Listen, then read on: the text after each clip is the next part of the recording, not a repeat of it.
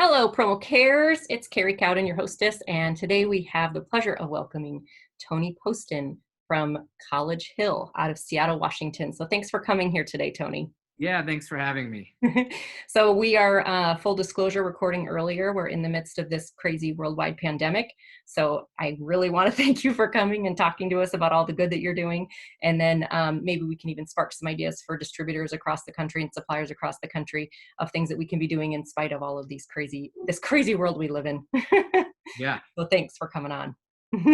So how long have you been in the promotional products industry? Coming up on 10 years, I think. Yeah. So Nice. I graduated college in 2008 and got into it full time just shortly after that. So, Cool. yeah. What sparked you to get into the industry? Actually, I worked in the music industry before this. And so we started doing merchandising for bands and I was managing bands and we had some screen printing equipment. I was selling shirts to bands that were touring, and because a lot of touring bands make money off of merchandise sales at their shows. And the guy I was working for said, "Hey, can we sell this to other industries?" And so I said, "Yeah, colleges. I used to do T-shirts all the time for my fraternity, and I actually worked at a small T-shirt shop on campus when I was in college." And so we started doing that, and that kind of snowballed into what we're doing now. Very cool. Okay, so Yeah. it's called College Hill, and tell us a little bit about that market and that channel that you work with. Yeah. So we started, I guess, rewinding back to 2010. The guy I was working with, he was really involved in the music industry, decided to move the company to Nashville and wanted to continue on in the music industry. And so I always had an itch to leave the big city and go back to the college town that I went to school, Pullman, Washington, at Washington State University. And so I moved back and got a small apartment above a bar on campus. And the neighborhood that Greek Row is on happens to be called College Hill. So Oh, that's where I got the name. It was called College Hill Custom Threads in the beginning. And our niche was fraternities and sororities. So we okay. sold branded merchandise for things like bid day and parents' weekends. And as we grew, we picked up the licenses for universities around the country. And as most of our customer base graduated on into corporate jobs, they kind of took us with them. And now we actually do more in the corporate world than we do in the collegiate world. So it's Very kind of a cool. cool evolution there. Yeah, that's awesome to see. Yeah. Okay, so now we found you through the Canvas stories, which Sanmar puts out, Hmm. and they talked about your philanthropic give back. So before we get into that whole thing of what you guys do, which I was researching, and it's truly incredible, and I can't wait for things to get back so you can really get going because Me neither. you're a Yeah. light, and it's very cool to see. But can you think back to when you were younger and when you had this spark of why you wanted to give back and why it wasn't just about the bottom line? Yeah. I mean, I guess this probably sounds kind of cliche, but I was raised by my grandparents, and I think, they're pretty old fashioned. And I think that's probably where it started. I was really involved with the Boy Scouts growing up, and my grandfather took me to every single meeting and camp out. And it's just something we did. Scouting for food was one of the things that we did, and it just kind of was instilled into me as young as I can remember. Hmm. And then when I came to college, I joined a fraternity, and I was lucky enough to become the philanthropy chair as a freshman. And so my first task was to raise money for the Children's Miracle Network. And we brainstormed some ideas, and obviously T-shirts sell. So that was my first T-shirt design ever. And then I wanted to throw an event. We threw a big concert with some punk rock bands in the backyard. If I remember right, we raised around $6,000, and the rest is kind of history. It was sort of a prelude to what I would do in my career, end up going and working in the music industry and selling T-shirts. So Right. I was 17 when I put on that concert, and I guess, I never really intended to go into music or to merchandising, but I just really enjoyed it, and that's what I ended up doing. That is awesome. It's funny that you said Boy Scouts because I'm here working from home, and I found a clipboard that is from the Girl Scouts, and it's the cookies. There's Oh, some nice. more. My There you daughters go. both do the Girl Scout stuff, and I did that too. So Oh, it's kind of cool. funny when you hear the Boy Scout, Girl Scout. But yeah, we sold some boxes, man. We got some sweet clipboards. Nice. I see they're doing all the, obviously they can't be out selling, so they're doing all the Right. online sales now. Yeah. You got to Yeah. pivot right now. Yep. Crazy. Exactly. Yeah. So when we heard about you and what you were doing, you do a bunch of different things. So you have a unique setup, I think, for how you go to market. So can we talk about that for a second about your sales reps? Yeah. Yeah. So I guess the majority of the business when we first started off was local, but we knew that we had a service that we could offer students around the country, and we started a brand rep program for college students. And at one point, we were doing business at around 400 campuses. So we hire college students, similar to like you see Red Bull or Monster or different campus ambassadors or brand ambassadors, and we have them out tabling and promoting College Hill, and it was really, really successful. So it was fun. I thought it would be I wish they would have had something like that when I was in Yeah. school. I would have loved it. But yeah, I think that's sort of what got us the growth and the trajectory in the very, very beginning was these awesome college students repping our brand around the country. That's so cool. And Yeah. so when you're dealing with these reps, I'm kind of going off at a tangent, but Mhm. they're obviously college age. So are you seeing their call to have some type of corporate, give back within? So is that something that you think draws the brand reps to your brand Yeah, to I think sell? it is the right ones, of course. I interview most of them, and that's something I look for is why College Hill? Why are they Mhm. attracted to repping our company? And that's something I really hope that they answer with is, well, we see that you guys do giving back, and philanthropy is really, really important in Greek life.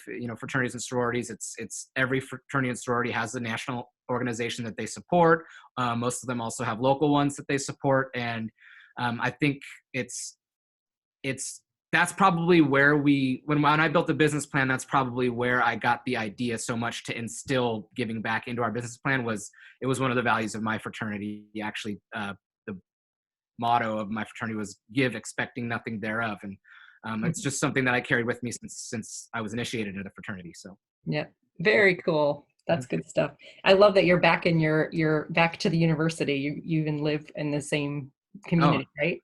I love it. Yeah. I mean, living in a college town is awesome. It's just, you have major sports, right Mhm. there locally. The commute is nothing. I mean, our town is about 35,000 people with students, 21,000 undergrads. So you do have a good break in the summer, Yeah. but traffic. You got two lights to get to work, and we're headquartered over on the other side of the state in Seattle. I could still get there in a 45-minute flight and a 25-minute Uber. So Oh, uh, that's nice. it's really nice. I mean, it's actually shorter than some of the commutes that some of the team members over there have from 20 miles outside of downtown. So Yeah, that would make sense. Little city life is better. yeah, we love it over here. Yeah. That's awesome. Yeah. So, throughout the brand reps that you're talking about, how many do you have throughout the country? Do you have a number or? I mean, it fluctuates as some graduate and stuff. Right now, we have around 40. Okay, so Yeah. throughout the country, about 40. Okay, so tell us a little bit about what you're currently doing and how you pivoted because you were talking about pop-up shops that you were offering to clients and how obviously that event can't happen. So, what are Right. you doing differently to kind of connect everything? Yeah, I mean, right now, online stores have always been a thing that we've done, but usually they're ongoing and online order fulfillment Mhm. or quarterly employee stores, things like that. Right now, we're coming up with a lot of creative designs and doing virtual pop-ups for everything from local food banks and local childcare centers to restaurants that are having a hard time paying their staff. So we're doing these really cool virtual pop-ups and keeping them up for a couple weeks, closing them down, printing and shipping all around the country for people, especially in a college town who had, right now we have one for one of the famous local bars. It's called the Cougar Cottage. It's one of the best college bars in America. It's been voted that. So, it's interesting because people, they want to support that bar that they went to while they were in college, especially this bar has been around for, I think, 80 82 or 83 years. They do a shirt every year that has a number on the back. That's the only way I know that. But Yeah. we're up at over 300 shirts sold in the last week for that. And they're going all, I was looking at where some of the orders are coming from. They're all around the country. So That is And that money great. goes directly into the pockets of the servers and the bartenders that don't have jobs right now. So That is a great idea. So you're keeping it local, but then everybody can connect with their community that they knew and loved, and that yep, is great idea. yep. Great idea. So some other cool fundraisers. Let's talk about other stuff before the madness of the great pause happened. Can you share some other fun stories? Yeah, so I guess the one that I think is the coolest is, being in a local college town here, we're connected. We hire from the university. There's two major universities within 8 miles, just right across the border is the University of Idaho. It's just 8 miles away. So Hmm. we have an awesome pool of talent here, from designers to marketers. But they just started a new wine and beverage management program a couple years ago at Washington State University. They've always had a pretty good viticulture and wine management program, but in the Pacific Northwest here, microbreweries are very, very popular. And some of our best clients are breweries or hop growers, hop unions and hop farmers. And so we thought it would be a really cool idea to develop a scholarship for the wine and beverage management program. So we partnered up with one of our clients, the Yakima Chief Hop Union, who provides hops to, I estimate over half of the breweries in the United States, right here in Washington State. And then a local brewery, and we developed a beer. We've done it 2 years now. The first year was called the Scholar Pale Ale. It was a brewery up in north central Washington, and this year it was called the Graduate Golden Ale. And proceeds from those sales of that beer goes directly to a scholarship for the wine and beverage management program. And the beers, it sold really, really well. It was in dozens of bars around the state, and we sold merchandise, of course, for it, and had release parties at 6 or 7 different establishments around the Washington State at different Cougar-owned bars, which is our mascot, Cougars. Hmm. So it's really cool. Just people really love, especially when you go off to a state college in the middle of nowhere, you form this bond with people, and people don't understand it if they didn't do it. Yeah. But it's really, really cool because we're not in the beer business, but we can release a beer with our name on it and raise money for a good cause. So that's one that I think is really fun. So who came up with that idea? Like, is I that did like at 3 actually. in the morning, like you can't sleep and you think of, oh, I'm going to brew a beer and I'm going to distribute it to all these bars? Actually, it's kind of like that. It wasn't 3 a.m. It was pretty late though, and it was at our company holiday party gift exchange, White Elephant Gift Exchange. And one of the employees at College Hill, she big time into home brewing, and she actually is our account manager for all the breweries we work with. And her partner was brewmaster at a brewery, and so she just knows really, really good beer. Hmm. And she had drawn my name for our holiday gift exchange, and she gave me a bunch of really, really good craft beers. And I was drinking one, and I just out of nowhere was like, it'd be really cool if like we released a beer. Like College Hill would be a cool name for a beer, Yep. And we just started talking. Well, we're not in the business of beer, but we work with all these breweries. We work with these hop farms. We could do it. And I was like, yeah, I don't really want to just do it though. At first it was like, maybe we could do it and give it as a gift to our clients. Right. Then it kind of just evolved. Well, why don't we come up with a scholarship that we can like sell this beer and give back to Washington State University, which I'm a diehard Cougar fan. Hmm. I owe my entire career, everything, my wife, everything to this college, to be completely honest. So we decided to give back to Washington State, and it's just been really, really fun. I actually still have some in my fridge. So yeah. I love when the stories come like that. And I think when you have the story connected to it, and then if you put that give back type of thing added to it, and Yeah. it elevates everything. Like, why isn't every single campaign doing this? Like, it's so, but it is hard also to come up with a concept and pull all the people together and make it all happen. Like, that was not, I'm sure, an easy feat to say like, okay, we're going to make a beer and we're going to do this, and it's going to go all these Cougar owned bars. Like, all those things had to come together for that. But when you Right. have the right intent in your heart, like, it happens. It can happen all the time. You just have to take the steps. So good for you for doing it.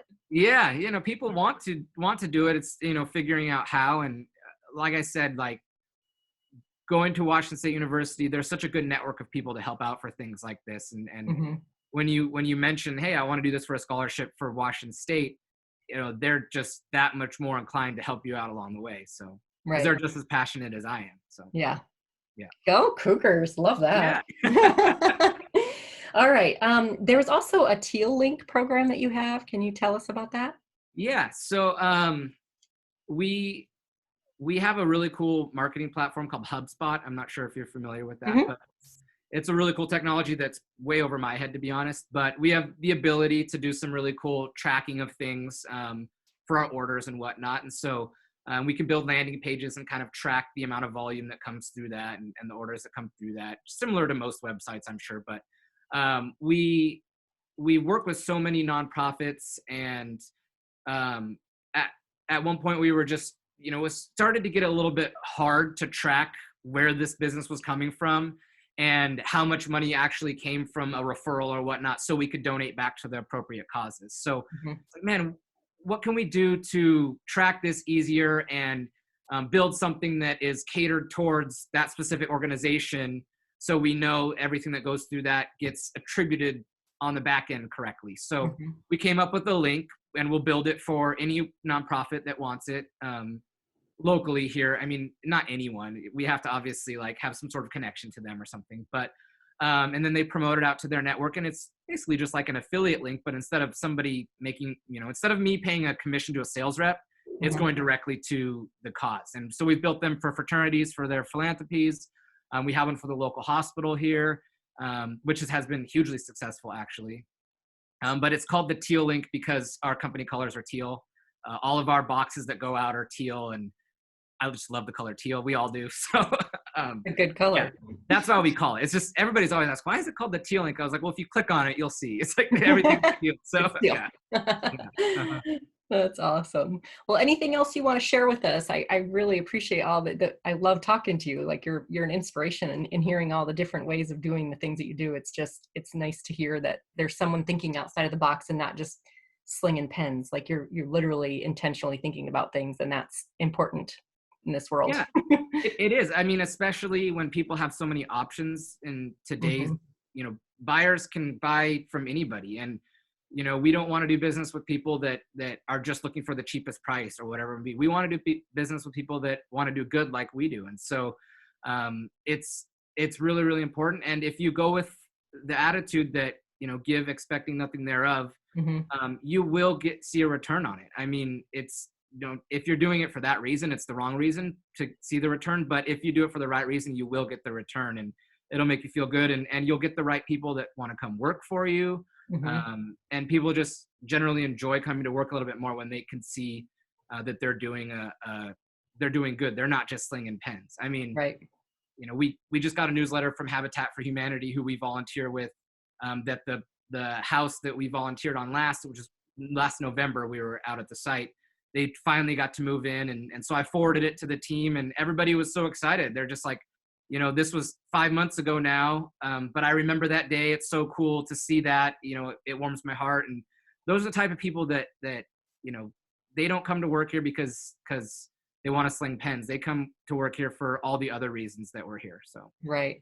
Very cool. Well, congrats. It's a very cool company, and it's really, really great to have met you. Thanks for your time today. All yeah, thank you. right. Take care.